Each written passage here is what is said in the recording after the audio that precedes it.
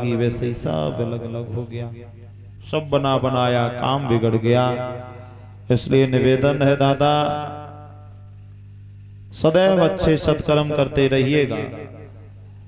जवाब दिया है ब्रह्मा जी ने, अमर कोई नहीं है और कुछ हमसे वरदान मांग ले। मन में सोचन लगो हिरण्यकश्यप अमर होवे को तो वरदान तो ना जैसे दे सकता है।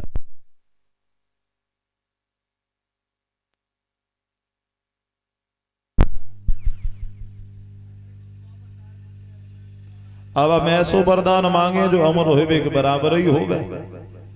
बोला सोना, अगर तुम हमें वरदान देना चाहते हो तो सिर्फ इतना वरदान दे दो, न ऊपर मरे, न नीचे मरे, न बाहर मरे, न भीतर मरे, न अस्त्र से मरे, न शस्त्र से मरे, न मानव से मरे, न दानव से मरे, न।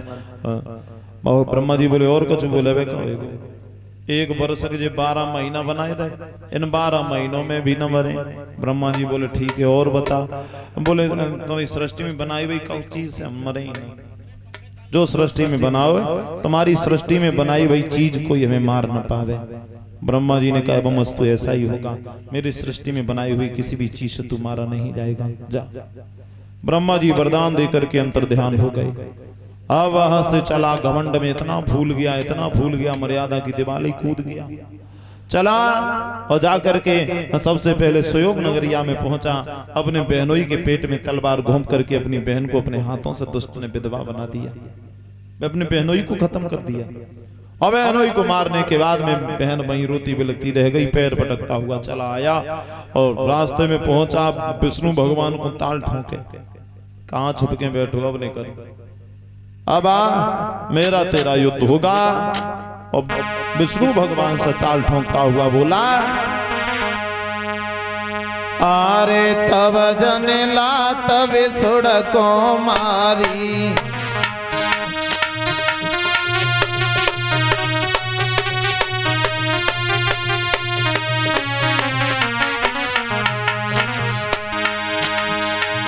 अरे तब जने ला तब सुन को मारी, होई है जंग अब तेरी और हमारी।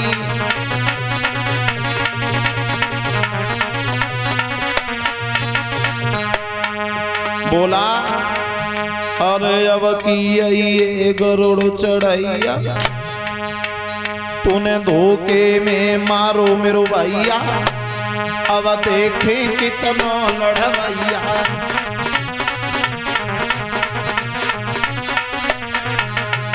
जवाब दो, धोखे से मेरे भैया को मार के अपने आप को बहुत बड़ो वीर योद्धा समझे। जा आज बाहर निकल के आ और हमारा तेरा युद्ध होगा, देखेंगे कितना बड़ा तू बलशाली है। भगवान को ताल ठोंकवे के बाद में पहुंचो और जाके अपने राजगद्दी पे बैठे गो। मंत्री, दूत, जल्लाद, सिपाही सब इकट्ठो करो और इकट्ठे करवे के बाद में जवाब दियो, सुना सभी लोग गौर दें, आज के बाद मेरी इस रीच नगरिया में उस विष्णु की कोई भी पूजा नहीं करेगा। अगर हमसे कोई किसी का अन्नदाता प्राणदाता है तो केवल मैं हूं। मेरे राज्य में अगर कोई भी विष्णु की पूजा करता हुआ मिल जाए तो पकड़ के समझाओ, और समझाने से न माने तो दोबारा फिर समझाओ, फिर भी समझाने से न माने तीसरी बार फिर समझाओ, और फिर भी अगर नहीं माने तो ले जाओ और बीच चौराहे पर फांसी के फंदे पर झुला करके मार दो। हमारे राज्य में जितने भी मंदिर हैं, मंदिरों को तोड़ दिया जाए, मूर्तियों को उखाड़ उखाड़ के समुद्र में फेंकवा दिया जाए। चारों तरफ ऐलान कर दिया, और जब चारों तरफ ऐलान हुआ है, दादा याद रखना, अब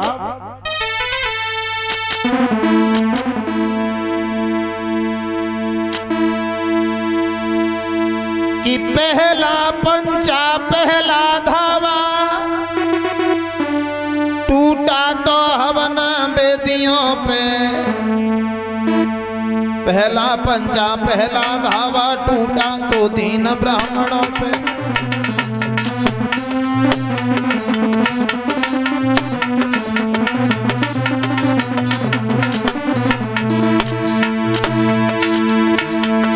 पहला पंचा पहला धावा, पहला पंचा पहला धावा, टूटा तो हवन बेदियों पे। पहला पंचा पहला धावा, टूटा तो दीन ब्राह्मणों पे।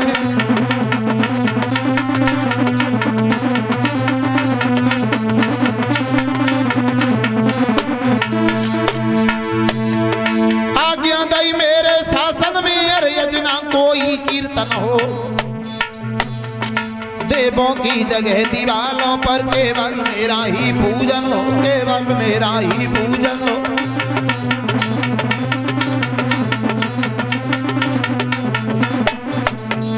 जवाब दिया है, आज्ञा दई मेरे शासन में यज्ञ न कोई कीर्तन हो और देवों की जगह दीवालों पर केवल मेरा ही पूजन हो। आज के बाद मेरा ही पूजन होना चाहिए। ऐलान कर दिया है। सब लोग बड़े दुखी रहने लगे। धीरे धीरे समय यूं ही यापन होने लगा। एक समय की बात है सज्जनों, हिरण्यकश्यपु अपने नगर से कहीं बाहर चला गया और नगर से जब कहीं बाहर गया तो देवराज इंद्र ने देखा एरिच नगरिया खाली है, क्योंकि राजा है नहीं, औरतें। इंद्र आया, इंद्र ने आकर के पूरी एरिच नगरिया की औरतों को बंदी बना लिया। हाथ में नंगी तलवार लेकर के कयादू के गर्दन पे रख दी और जवाब दिया, आज मैं तुझे मार दूंगा, छोड़ूंगा नहीं। कयादू ने हाथ जोड़े, हमें मार रहे हो लेकिन कम से कम मरने से पहले ये तो बता दो मेरी गलती क्या है। बोले तेरी कोई गलती है ये ना है। कयादू ने जवाब दिया, जब मेरी कोई गलती ना है तो मुझे मार क्यों रहे हो? बोले देवी तेरी कोई गलती नहीं, गलती तो उसकी है जो तेरे पेट में पल रहा है।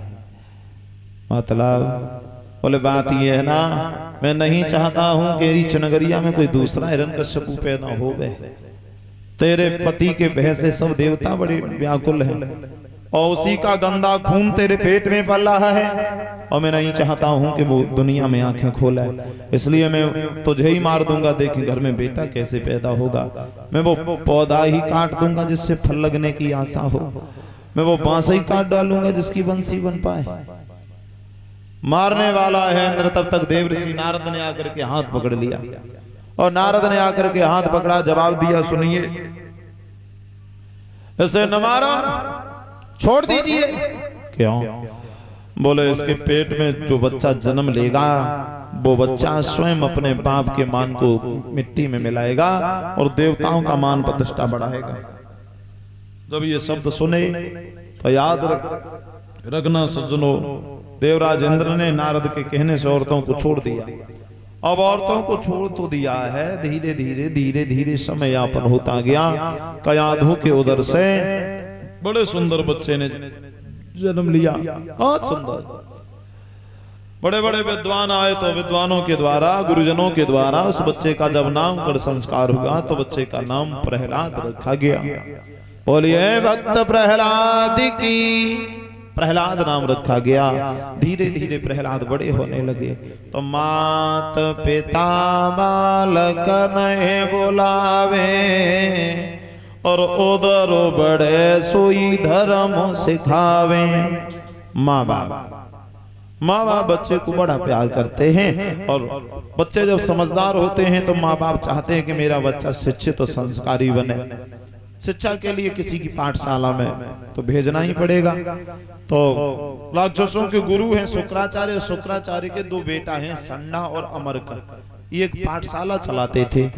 तो संडा अमर की पाठशाला में उस हिरण्यकश्यपु ने अपने बेटे का नाम लिखवा दिया और जवाब दिया, सुना अगर ये कभी भी राम के बारे में पूछ भी ले तो इससे यही कहना वो राम है जो नारायण है, वो तुम्हारा दुश्मन है जिसने भेष बदल के तुम्हारे चाचा को मार दिया था। अगर कोई भगवान है तुम में हूं ऐसा बताना। अब छोटे बच्चे होते हैं, जैसा समझाओगे जैसा पढ़ाओगे वैसे ही पढ़ जाते हैं, वही गुनगाने लगते हैं। अब प्रहलाद को वही रोज समझाते हैं तो प्रहलाद अपने पिता को भगवान और भगवान को अपना दुश्मन समझने लगे। देवताओं ने देखा, बोले भैया ये तो उल्टा हो गया। क्या? बोलो जो बच्चा अपने बाप के मान को गिराने वाला था वो तुम्हें बाप की नाम की माला फेरने लगो। अब क्या किया जाए? तो जिस रास्ते से प्रहलाद पाठशाला में आया जाया करते थे उसी रास्ते में कुछ कुम्हारों के घर पड़ते थे। एक दिन कुम्हारी मैया के आंगन में मिट्टी के घड़ा बने रखे कच्चे, उन घड़ों को पकाने के लिए कुम्हारी मैया एक एक घड़ा करके आभा में लगा रही है। एक घड़ा में बिल्ली ने अपने 4 बच्चों को रख लिया था। न जाने ध्यान किधर चला गया, कुम्हारी मैया ने वो घड़ा भी आभा में लगा दिया जिसमें 4 बिल्ली के बच्चा बैठे थे। याद रखना भैया, जब सब घड़ा लग गए कुम्हारी मैया ने चारों तरफ से आभा में अग्नि लगाई दी। अग्नि लगाई, अंदर पहुंची जहां घड़ा रखे थे, मन में सोची चलो देख यहाँ कोई घड़ा रहे तो ना गो।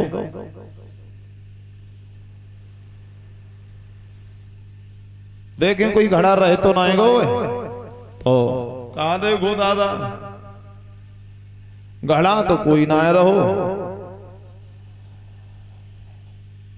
अकस्मात बुढ़िया के दिमाग में ख्याल आया, मुझे लगता है वो घड़ा भी अभा में लगा दिया जिसमें 4 बिल्ली के बच्चा रखे थे, चारों तरफ कोना छाना, लेकिन वो घड़ा कहीं नजर नहीं आया। तो मन में पक्का हो कन्फर्म हो गया कि वो घड़ा भी अभा में लगा दिया है जिसमें 4 बिल्ली के बच्चा बैठे थे। कुमारी मैया आंखों में आंसू भर के और उसी अभा के पास में बैठ के रोने लगी है। दीन बंधु बैठी अभा के पास कुमारी और हर कौन रही बुलाई, रोई रोई की आज वो कुमारी प्रभु को रही बुलाई।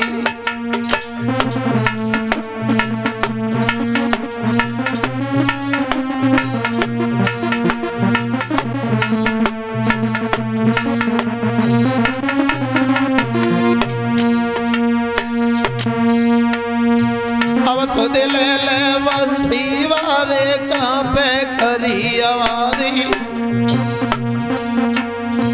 अब सुध ले ले बंसी वारे कांपे करी अवारी। अब बीच में दबे पड़े बिल्ली के सुतचारी,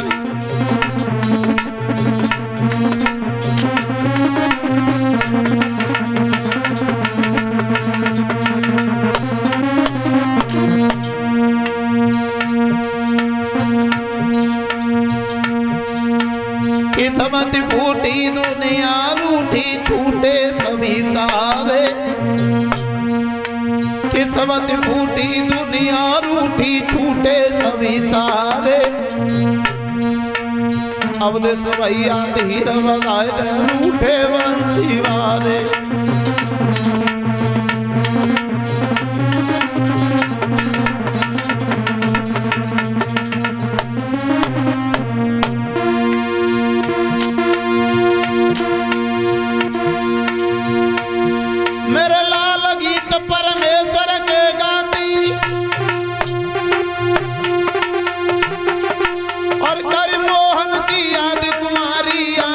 लखाती ओरे मुरली वालो श्याम सवारी आवाज के आइए रे, ओरे मुरली वालो श्याम कन्हई आवाज के आइए रे।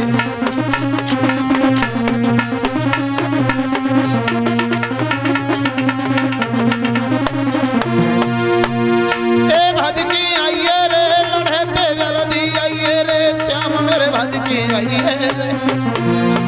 ओरे मुरली वाले श्याम सवरिया जल्दी आइए रे, ओरे मुरली वाले श्याम कन्हई आवाज के आइए रे।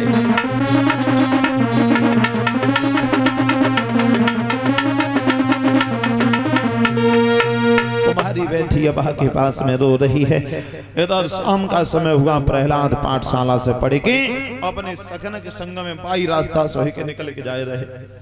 कुमारी मैया तो बैठी बैठी राम राम कर रही, बुला रही भगवान को, और राम नाम की आवाज जैसे ही प्रहलाद के कान में पड़ी, और कानम जब पड़ी है तो मन में सोचने लगे हमारे राज्य में और मेरे ही दुश्मन का नाम ये कौन ले रहा है। भाग करके अंदर पहुंचा, कुमारी से बोला कुबड़िया मेरे राज्य में रहती है, मेरे बाप का खाती है और गुंतु दुश्मन का गाती है। बुढ़िया ने हाथ जोड़े जवाब दिया, लाला तुम कौन हो? मुझे नहीं जानती, मैं इस राज्य के भगवान का बेटा हूं। इस राज्य का भगवान? हाँ। कौन है इस राज्य का भगवान? इस राज्य के भगवान को भी नहीं जानती? नहीं जानती। भगवान हिरण्यकश्यपु का बेटा हूं, प्रहलाद नाम है मेरा।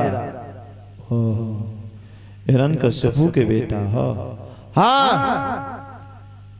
एक बात पूछे? पूछो। तो इस राम को काय को बुला रही है? हाँ? लाला जो सामने ये अभा जल रहा है, इस अभा में घड़ा लगे हैं, एक घड़ा में 4 बिल्ली ने अपने बच्चों को रख लिया था, वो घड़ा भी मुझसे धोखे से अब हमें लग गया, इसलिए उन बच्चों को बचाने के लिए भगवान को बुला रही। पागल हो गई क्या? अग्नि का काम होता है जलाना, अगर अग्नि में जानबूझ के हाथ डाल दोगे तो भी जल जाएगा, और धोखे से चला जाए तो भी जल जाएगा। अग्नि तो अपना काम कर देगी। तो तेरे तो बिल्ली के बच्चा इतनी तेज लपटे निकलने जा हमें, वो कैसे जिंदा बच पाएंगे? तेरा राम बचा सकेगा नहीं।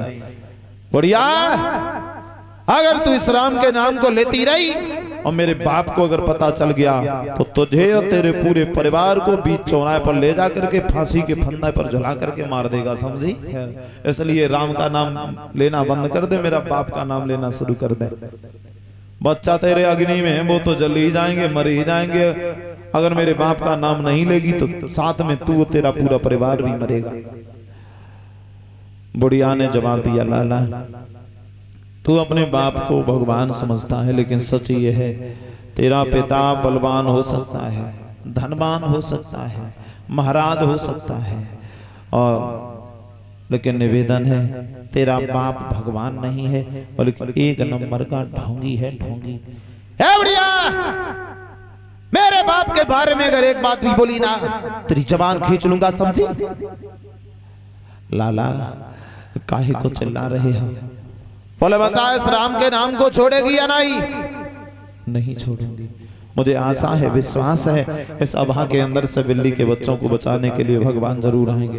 पागल हो गई? मेरी बात सुन कि राजा योगी अग्नि पानी और वैश्या बंदर पर नारी है।